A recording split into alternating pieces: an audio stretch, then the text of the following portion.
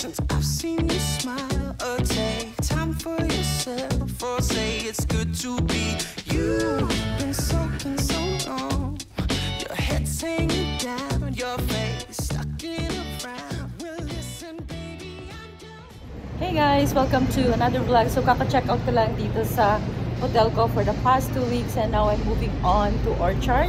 So naka-check-in din ako doon for 2 weeks. So I just checked out.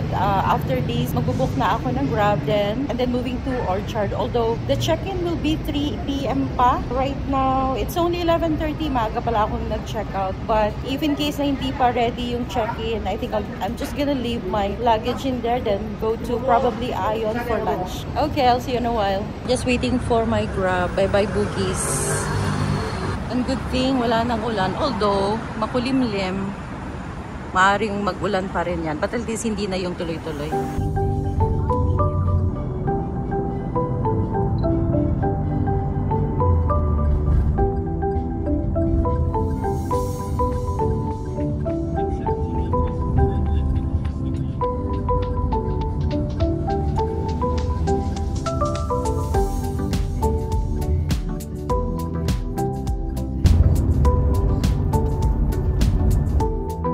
This is Newton Food Center. Meron kaming planned dinner dyan mamaya.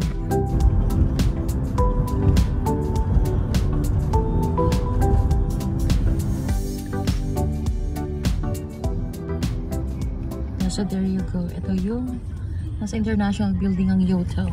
So dito yung entrance kapag nag-cab. Yeah, there you go. Yung kulay purple na yan. Yotel. Okay, let's go inside.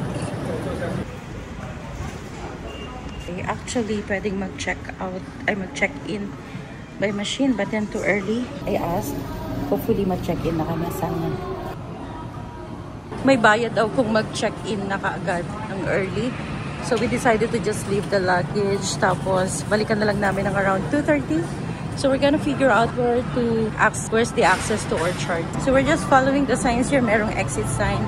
And I saw the people going there. Baka merong, oh, may mga elevator. But so this is the exit if you wanna go to the street level. Okay. So dito kami pumasok kanina. Dito. This elevator. Let's see where it's gonna go. Out of service pa yung elevator namin. Mukhang muntik na tibo mo. Kasi anyways, we're here at level 1. So, ang lalabasan mo pala is level 1 of the international building kung saan integrated yung hotel. So, here we go. Ito yung palabas na ng Orchard. Merong kilini dito lang sa may labasan. So, may kainan. Okay, so here we go. Welcome to Orchard. Okay, so here's the facade of international building. May signage ng Yotel. Diyan. And then this is Orchard Road. That is Ion. Tapos may isa pang building dito. And then next to, across this is Tangs Plaza na. And this is the Wheelock Place. So we're going na for lunch kasi kape lang ang kinain ko kaninang umaga. Wala akong biscuit or any drink. So we'll figure out yung access to MRT. Maganda tong location ng Yotel kasi lapit lang ng access to Orchard, malapit to MRT. Once you're in MRT, you can just hop on, go anywhere. Tapos dito lang sa Orchard, dami nang pwedeng puntahan. Well, puro malls of course. Tapos pwede rin dumiretso hanggang Somerset. Pwede rin mag-hop on a train or kung kaya namang lakarin from here ang Somerset. And then ang Newton malapit din. So tonight, we will have dinner with someone sa Newton Food Center.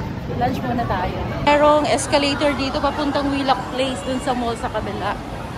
And then dito lang, Isitan Mall. And then may Food Republic na rin papuntang basement. Okay, so here we go. What I'm seeing is Ion. This is the Wheelock Place.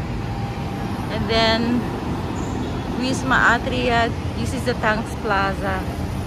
Behind me, this is the building. Show House pala. Tapos nandito rin yung Isitan. Oh, may sushi roll dun sa taas. I wanna try that. Tapos yung Yotel, lalakad lang konti. Pagtawid, after ng building na to, may coffee shop ng DTC sa front. And yun na papunta ng Yotel.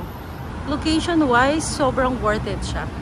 Bigla naming nakita may Shake Shack dyan sa, sa Wheelock Place. So, We just decided dyan na kami mag-lunch. Okay, let's go. Wheelock Place. 12 seconds, kaya. Here you go, Wheelock Place. Yeah, Shake Shack. Tapos, merong Starbucks lang dito sa tapat. Alam ko, 24/7 yan eh. Okay, let's go have lunch. I'm starving. There you go. Okay, here you go. Order tayo. Start dining. Ay, how to get the buzzer number? Ito yung limited time nila. French Bistro Chicken. Okay, I'm getting 1 Shack Burger. Single. This time trying Smoke Shack. Here's our lunch. This is yung Shack Burger and then Smoke Shack and fries. Tapos ketchup and chili.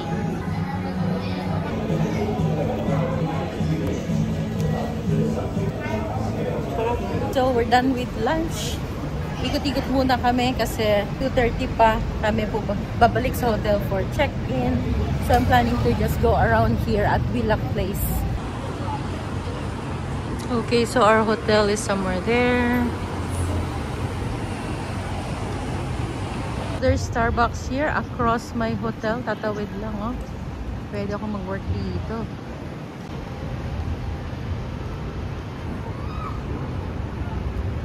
My hotel's just here. And then, nandito pa rin pala yung Hermes.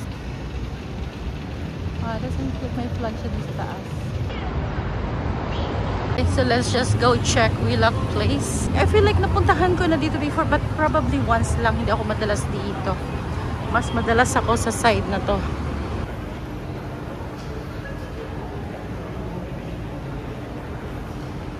Let's just check kung anong meron sa taas. I have a feeling mga high-end din siguro ang meron dito. Restaurants, there's Sideli, Sun with the Moon, Japanese Dining and Cafe. Talagang believe na ako dito sa Singapore. Kahit sa mga tagong-tago, puro kainan and yet puno. Mga batik na mga dresses. Ito yung front ng Wheelock. Yung paglabas dyan, Starbucks. Tapos, sa baba, mga kainan. So, marami pala yung mga ganito, mga optical, mga skincare. Sa taas, mayroon din mga dental. Hindi lang siya all shopping, but for wellness and healthcare also. Mga dresses, oh. Once to. Dito pala makakabili ng mga magagandang dress na ganyan. Okay, so we're here na at the ground floor. But I wanna check Marks & Spencer. Meron pa pala mga Marks & Spencer dito sa Singapore. I'm trying out some dress here at Marks & Spencer. Ganda na. Itong isang ito, ganda ng tela. Maganda sana, formal. Pwede ko na sana itong gamitin sa graduation. Hindi na ito, kaya lang too much, too close in here. Ganda po itong tela. So no. Try to take this. Kasi wala na, naka-sale na. Dito na kami sa basement. Papuntang Ion to the right. Ito yung papunta dun sa hotel namin. So this is the access to Shaw House. Ayan. So connect na to. Ito na yung papuntang Shaw House. Access sa Easytan. Tapos katabi niya yung Food Republic. Ang daming puro kainan dito sa baba. Toast box. Oh, daming malapit na kainan. Hindi dito sa basement ng Easytan. So yan, may grocery, may mga kainan. Pero actually, hinahanap namin yung escalator papunta sa taas. So ito yung entrance ng Easytan. Cosmetics dito sa baba. So this is a department store. So mga shoes and bags sa taas, clothing. Sa pinakataas is cookware. Marami kaming pwedeng pasyalan talaga dito sa Orchard. Well, tingin-tingin. Hindi enough ang budget for shopping. Yung magagandang dress dito sa Easytan, no? So labas na kami. It's 2:25. So baka pwede na kaming mag-check-in. Just in case para makapag-rest pa before we go to Newton tonight. Ang ganda naman ng mga columns nitong mall na ito. Lalaki, oh.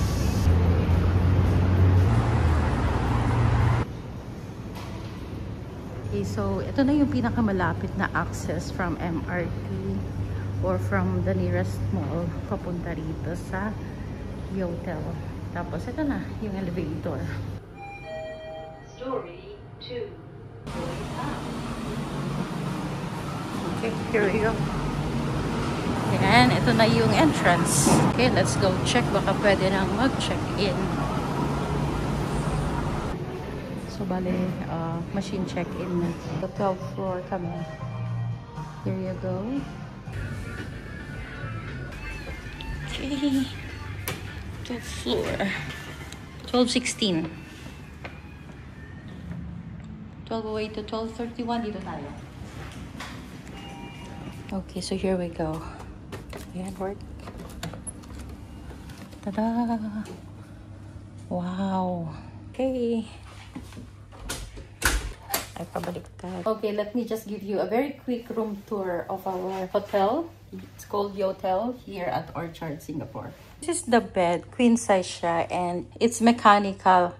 Ayan, adjust siya for sitting and then for flatten din. Right beside the bed, merong tall mirror, which is nice and convenient. Tapos, there's a bedside table and at the same time, nandito na rin yung kettle, cups. What do I have here? Oh, may pakape and tea, coffee and cream, tissue, and a chair. This is a chair. And then, what is this? Oh, this is the safe. Yan, so may provided a safe, which is nice. And then this one, ano to? Oh, there's a mini fridge down here. And then each bedside, merong lamp for reading.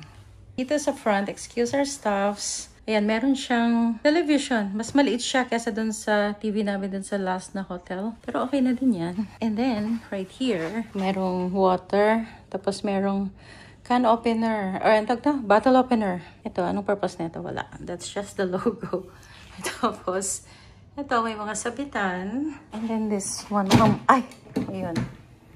So, extra table lang. So, pwede siyang work area din to. Tapos, gagamitin mo lang yung chair na provided dun kasi may mga saksakan and for USB plugs. Ito, may mga sabitan na mga gamit. And I believe, skip housekeeping and we'll give you a voucher for $8 per day to spend in community during your stay.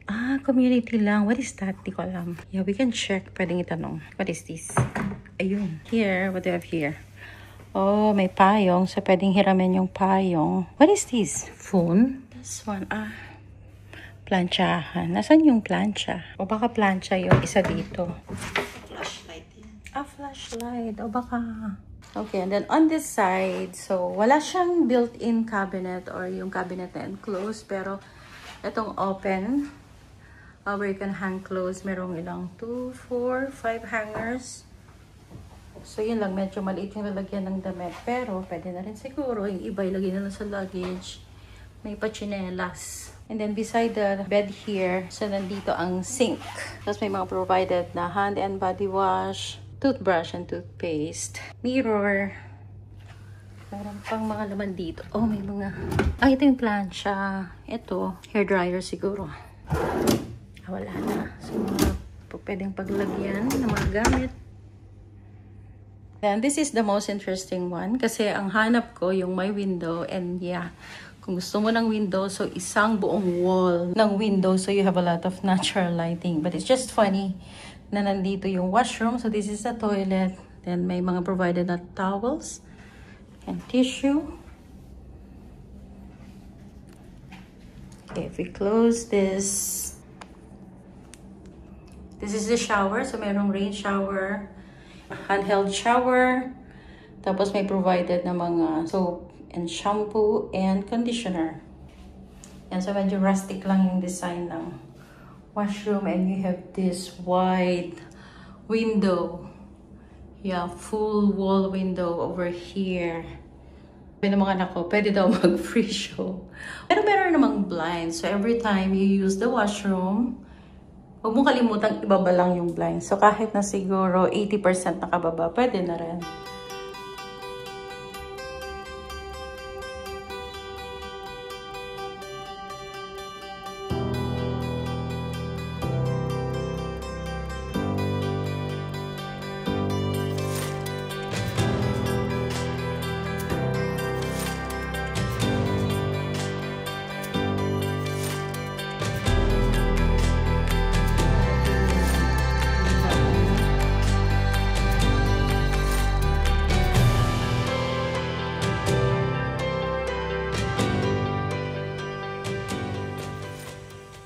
Ayan, so here we go. Kapag daytime ng ganito, pag nakataas siya, so it serves like your, your couch. Tapos, merong provided na dalawang pillow na very comfy. Oh, it's nice. Fairness, sarap nung bed, Super comfy.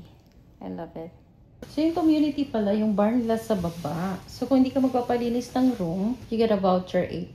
So, bibili ka doon, then $8 off. And then, meron silang robot, si Yoshi and Yolanda. They work here to deliver anything that you request from the hotel. Like, halimbawa, water, ganyan. So, yung TV nila, walang direct access to YouTube. So, there's TV and radio channels. Kung gusto mo mag-play ng Netflix or YouTube, so you have to use the Chromecast. So, from your device, parang ipoproject mo siya. Kukonect mo siya dyan sa TV. So, bago kami mag-take a nap, itry muna natin yung bed. So, up, down. Hindi siya automatic. So, you keep pressing para mag-flatten siyang ganyan. Sarap ng mga pillow. Tapos, there's 2 provided pillow each. Okay. Okay, so yan na kapag ka naka-flat yung bed. Tapos, ibalik natin. So, just press up button. Umiingit siya. Kasi may mga leather yung paligid niya. Okay, so ganyan lang. Okay din tong feature na to. Double purpose. Especially when I'm working. So, pwede akong naka-sandal lang dyan. And I have lots of pillows where I can put my laptop. Very nice. Yun. Okay, rest time na. Yan, buksan na rin natin yung ating tsinelas. Fairness, makapal-kapal din siya.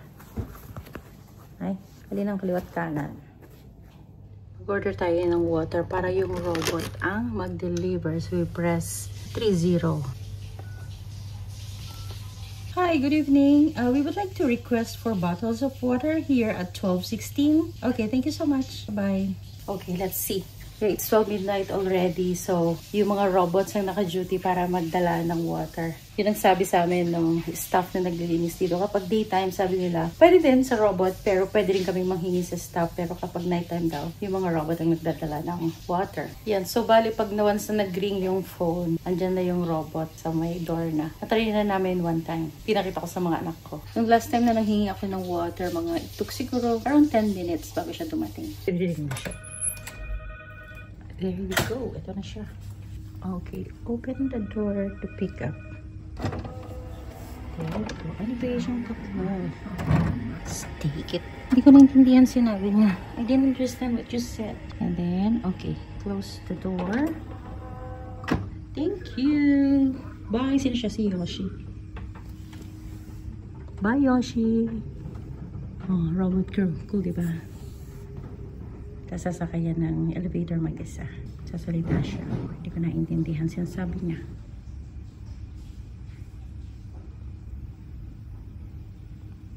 Sasakay siya ng elevator mag-isa. Sasakay na siya. Bye, Yoshi! Cute! Galing, diba? Yan. We have to drink water.